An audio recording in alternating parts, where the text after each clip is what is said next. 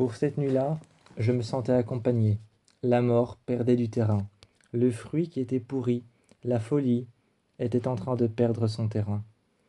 Ma sœur m'avait accompagné dans mon lit, et elle s'était mise près de moi, ses cheveux étendus sur le coussin, le long du drap blanc, et moi qui dormais recroquevillé contre elle, elle recroquevillée contre mon dos. Elle avait ses mains le long de mes épaules et le long de mon torse. Je dormais et patiemment, j'entendais mon souffle se poser petit à petit. Elle, peut-être que derrière mes côtes et ma colonne vertébrale, elle entendait battre mon cœur. Battre mon cœur qui se reposait lui aussi, parce que mon cœur devait se reposer. Et il devait se reposer de plus en plus et d'autant plus qu'avant. Car avant, le fruit pourri de la folie et le fruit pourri de la parano était toujours présent dans cette maison. Mais maintenant que ma sœur m'a aidé à faire un feu, qu'on a passé la soirée ensemble, à se rappeler le passé, à se rappeler les moments vécus ensemble, que moi j'avais les jambes repliées contre que j'avais les jambes repliées contre moi, que j'étais contre un coussin de l'autre côté du fauteuil et que elle, en face de moi, avait la même position, comme dans un miroir, avec un coussin dans son dos, et qu'on se partageait un moment complice entre frères et sœurs. Elle était là avec moi, et ses fruits pourris, de folie, de paranoïa et de mort étaient en train de perdre leur terrain. Ils existaient toujours quelque part dans la maison. J'avais l'impression que la maison n'était pas totalement elle-même, mais j'avais l'impression que ces fruits, ces trois fruits, folie, mort et parano, étaient en train de perdre du terrain. Et cela me rassurait, car plus elle était là près de moi, plus le matin je me levais, plus elle était là dehors à patienter, à regarder le ciel et à me dire « Tu penses qu'un jour tu prendras soin de ce jardin ?» et que je me mettais à côté d'elle. Elle mettait sa main sur la mienne. Plus les moments comme ça se passaient, plus j'avais l'impression que la maison se reconstruisait, comme si elle se refaisait une nouvelle beauté, un nouveau squelette, et que ça redevenait ma maison. Mais plus la maison sombre, enfermée dans l'obscurité, la mienne, clairement ma maison, et notre maison à tous les deux. Mais ce n'était pas suffisant. Ce soir, dans l'eau, ma sœur m'a retrouvé. Je n'étais pas en train de dormir ou pas en train de fermer les yeux un instant. Elle m'a retrouvé, l'eau commençait petit à petit à devenir rouge depuis le fond de la baignoire. Mes bras étaient enfoncés dans l'eau, avaient coulé, comme un navire qui lui-même aurait coulé, ou alors comme une pierre jetée dans un lac. Elle a récupéré mes bras, plongé ses bras à elle dans l'eau rouge, rouge sanguine. Récupérant mes bras, ils étaient tailladés, de 5 en taille, légèrement profonde, mais assez profonde horizontalement sur mes poignets, pour avoir entaillé la veine, laissant passer du sang abondamment. Récupérant mon poignet dans sa main, elle était en pleurs accrochée à la baignoire. Elle essayait de sécher mes plaies, elle essayait de sécher les entailles, qui continuaient à saigner, malgré moi et malgré elle. Malgré toutes ces tentatives, j'ai saigné abondamment pendant longtemps. Je n'ai entendu que brièvement le SAMU, et je n'ai entendu que brièvement les personnes qui m'ont emmené, les brancardiers. J'ai senti le bandage à l'hôpital se déposer légèrement, venir se déposer tout doucement comme de la soie sur mon poignet. Et une femme a pris mon poignet, a manipulé ma main et m'a dit « C'est bon, vous allez tout doucement retrouver votre motricité d'avant. » Je sentais que ça piquait, comme s'il y avait du feu sous le bandage. Et elle m'a dit « C'est normal. Vous vous êtes entaillé les veines. » Et elle m'a regardé avec un regard un peu comme si elle me soupçonnait que c'était comme si elle soupçonnait que c'était de ma faute. Et je ne pouvais pas lui en vouloir, c'était de ma faute. Mais à force de vivre seul, parfois, des idées comme celle-ci nous hantent l'esprit. Et parfois certaines personnes, comme moi, finissent par le faire.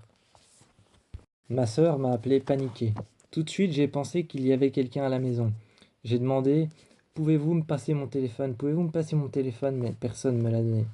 ni même une personne qui était assise à côté de moi. Je ne pouvais pas avoir mon téléphone, car je ne pouvais appeler personne. C'était l'hôpital qui allait s'en charger. Pourquoi ils m'avaient pris mon téléphone, je l'ignorais, peut-être que je n'étais pas encore capable d'utiliser mes mains. Alors ils m'ont pris mon téléphone. J'aurais bien pu le garder avec moi, mais ils me l'ont pris. J'ai dit, je peux avoir mon téléphone 2 minutes qui est posé à l'arrière, près des bandages, juste derrière vous. La femme l'a regardé et a dit, non, pas maintenant. Vous n'êtes pas encore en capacité de tenir quoi que ce soit. Vos mains doivent se reposer. Posez-les d'ailleurs sur la table. Je ne les ai pas posées sur la table, je les ai gardées devant moi. Et j'ai regardé les bandages au niveau de mes poignets. J'étais en train de me... J'étais en train de m'imaginer ma sœur, en panique. Elle me disait qu'elle avait reçu un colis étrange, une boîte vide, avec à l'intérieur de vieux vêtements, une vieille veste de marin, bleu foncé, et une vieille veste militaire, verte foncé.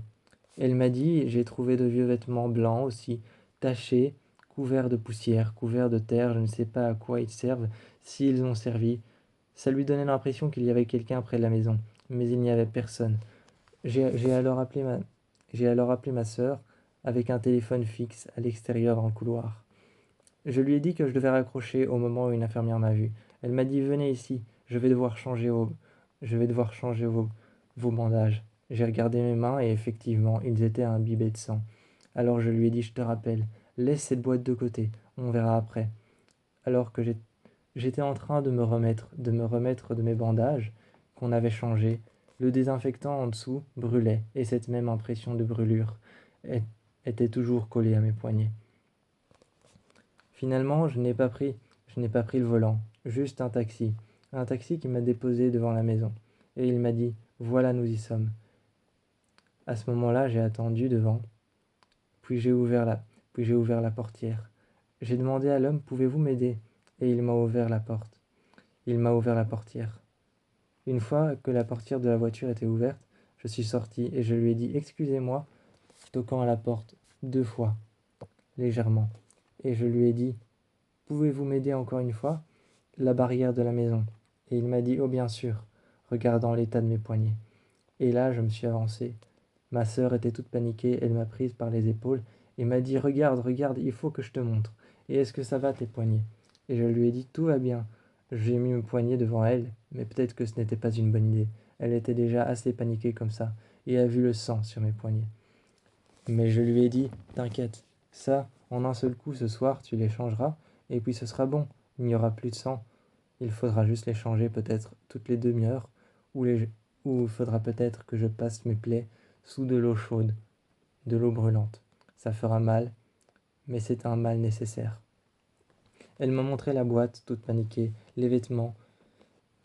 Elle était en train de dire, peut-être que quelqu'un est passé, peut-être que quelqu'un vit avec nous, et je regardais cette maison. La sécurité de ma sœur qui était venue avait disparu, juste à cause d'une boîte et de quelques vêtements. Mais tout de suite, mes plaies là me faisaient mal, et je ne pouvais pas penser à autre chose que ça. Je me suis assis sur le fauteuil, et je lui ai dit, tu veux bien te taire 2 minutes? Arrêtez de penser à ça. J'aimerais penser à autre chose qu'à quelque chose d'effrayant. Elle s'est mise à côté de moi et m'a dit, comment ça? L'air sérieux. J'ai dit, j'ai mal. Et cette maison me fait peur. Y vivre ici, seul, ou même avec toi, ça ne m'a jamais plu. Alors j'aimerais penser à autre chose pour une fois. Elle m'a regardé, s'est assise à côté de moi, avec un fond d'empathie, elle m'a regardé. Et elle m'a dit, mais je suis là maintenant. Et la première chose qu'elle a faite, pour me rassurer, c'est de changer mes bandages. Ce matin, après de longues heures de trajet sur la route, après de longues heures de trajet, ma sœur m'a emmené en ville. Alors que je regardais par la fenêtre. J'étais appuyé contre la porte de la voiture, je regardais par la fenêtre et je voyais le paysage défiler. Alors juste au moment où le paysage qui défilait, qui n'était que la route, qui n'était qu'un paysage paisible, qui n'était qu'un paysage paisible, de grandes grottes, de grandes profondeurs de roches, pendant 1 heure, 2 heures, 3 heures, et puis à un moment, les petits villages abandonnés, en haut des montagnes, jusqu'à ce qu'on arrive finalement en ville, là où il y a les grands gratte-ciels, les grands buildings et les immeubles de verre.